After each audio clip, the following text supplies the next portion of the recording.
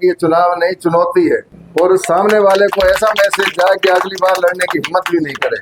अगर इन परिस्थितियों में भी हम ये सीट नहीं निकाल पाए तो फिर हम भूल जाएं कि कभी हमारा प्रत्याशी यहाँ से जीत सकेगा।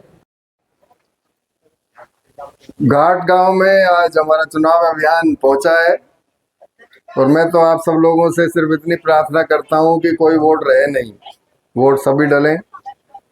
आप सब लोगों का आशीर्वाद हमेशा रहा है, आगे भी रहे, ऐसी मैं प्रार्थना कर रहा हूं आप सब लोगों से।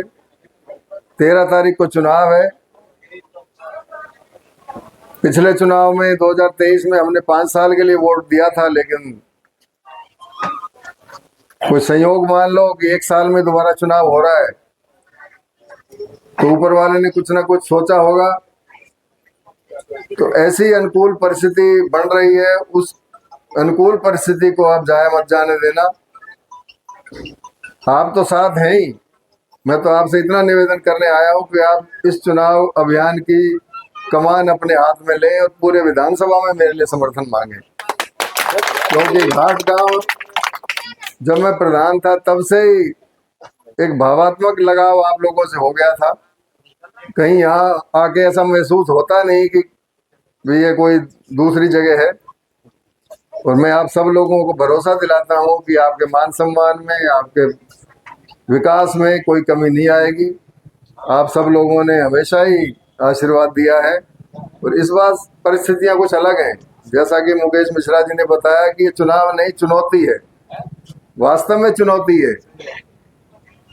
क्यों चुनौती है कि पहले 1990 से लेकर 24 तक एक ही जना रहा, अब उसका परिवार का अगला वंशज लॉन्च हो रहा है, तो फिर 25-30 साल फिर भी देखने की जरूरत नहीं है। अब इन्हीं अपने पास सारी परिस्थितियां अनुकूल हैं। अगर इन परिस्थितियों में भी हम ये सीट नहीं निकाल पाए तो फिर हम भूल जाएं कि कभी हमारा प्रत्याशी यहाँ से जीत सकेगा। फिर ऐसे ही लोग आते रहेंगे और अपन एक वोटर बनकर रह जाएंगे। हो सकता है मुझ में भी कमियां रही हूँ, मैं ये नहीं कहता कि मुझ में कमी नहीं, मैं उसके लिए क्षमा चाहता हूँ। लेकिन इन सबको भुलाकर आप सभी एकजुट होकर, सभी कार्यकर्ता एकजुट होकर इस चुनाव अभियान को एक मिशन के रूप में लें और इस तरह मैसेज दें कि रामगढ़ में इतिहास बन जाए और सामने वाले को ऐसा मैसेज जाए कि अगली बार लड़ने की हिम्मत भी नहीं करे।